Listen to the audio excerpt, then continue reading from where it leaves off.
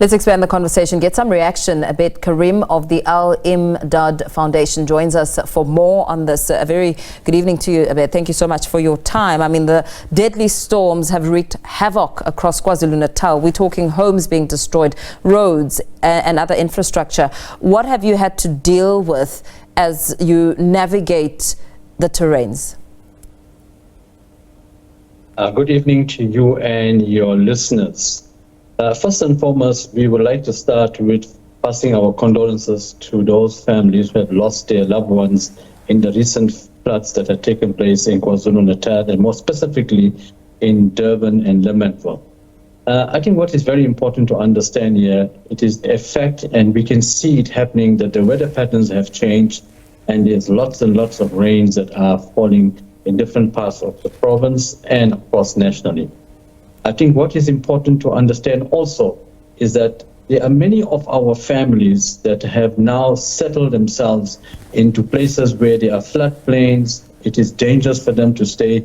And if you look at your clip, and one of the residents had mentioned that it is very far for them to stay away from the, they go to their schools. Mm-hmm. So families who do not have homes, like the one in Lemanville that we had seen when we were there on the scene, that many of those homes were, built with tin, and they call it amatinin, and mm-hmm. This is where the people were staying. And what we found out in some of our, discussions with the locals is that it is near the shopping complexes, near the schools, near everything, but they don't have a safe place to stay. So I think it's important that as local government at national level, disaster management, human settlements, everybody, we as the NGO, when we come into the situation, and as you can see those images, is devastation. People, but there's no hope anymore left. Yeah. Where do we go? What do we do? And now that we have a declaring of disaster, a national declaration of disaster, I would think now, as the gentleman said, we need to prioritize as to how we relocate these families to safer grounds, but in a comfortable and easy manner for them to make sure they had a comfortable life in terms of getting their children to school and etc. to work and so forth. Yeah, and that will be an important conversation because we know that facilities are now mobilizing all organs of state to boost support measures where some of those gaps are, what you've spoken to here. And as you make mention of the state of disaster declaration, it of course comes as the SA Weather Service has issued another warning for rainfall, that's still to come. What challenges does this present?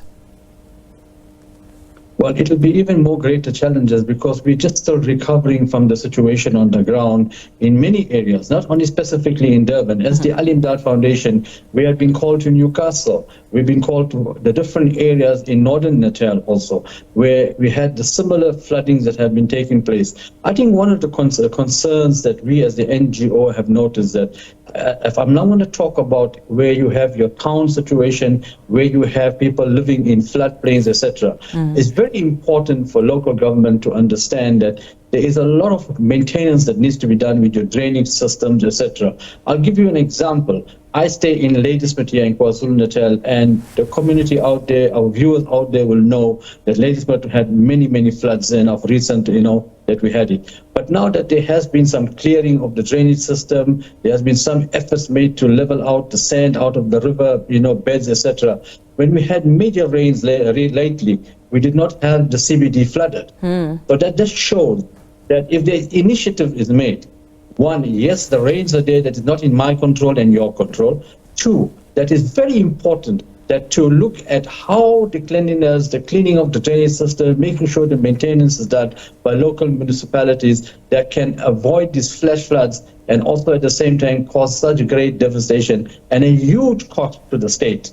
So it's a matter of, doing the right thing, and that is to keep the maintenance of all these, what they call drainage system, your gutters, your water exits and everything into your rivers and your dams, etc. Yeah. Will definitely, from our, what they call, side, we have seen that it will help. Yeah. We've also seen the ripple effect of people losing their houses and having to be housed at community schools and so forth. And we've also watched how long a process that has been to move them out of there. what is happening at the moment as you speak about those who've lost their homes, those who are still looking for their loved ones who were swept away by the floods? Well, there are two things we need to understand here. This is where our human settlements come in, and also, funding and monetary help is where the government, disaster management, and all the different, role players to come together and say, where are our main areas that are getting always flooded when we have rains? Then make the necessary arrangements with local government, with all stakeholders, and the community more especially, and locate them once and for all to an area which is going to be safe, to also at the same time that they are not going to be in danger of losing their loved ones. If I give you the example of Lemonville, when we came on site there after the disaster had taken place, the persons, from what we understood and we were talking to the residents, the children or whoever ran out of their homes as their homes were getting flooded and were swept away with the force of that water. So there was no way that they could have been saved because they had to run out of their homes and they were washed away. That is very important to understand. Yeah. And I think now that what the provincial government has done is move them away to a safer place. And I think importantly is to dismantle that entire area so they do not come back again and we have the repetition of the same situation. With regards to the search and rescue, the Al-Im-daad Foundation teams were out there last week. We have our own search and rescue. Our divers were helping SABC, helping disaster management, and they went out looking for the one child, I think, that is still out missing. And they did not locate the deceased as yet.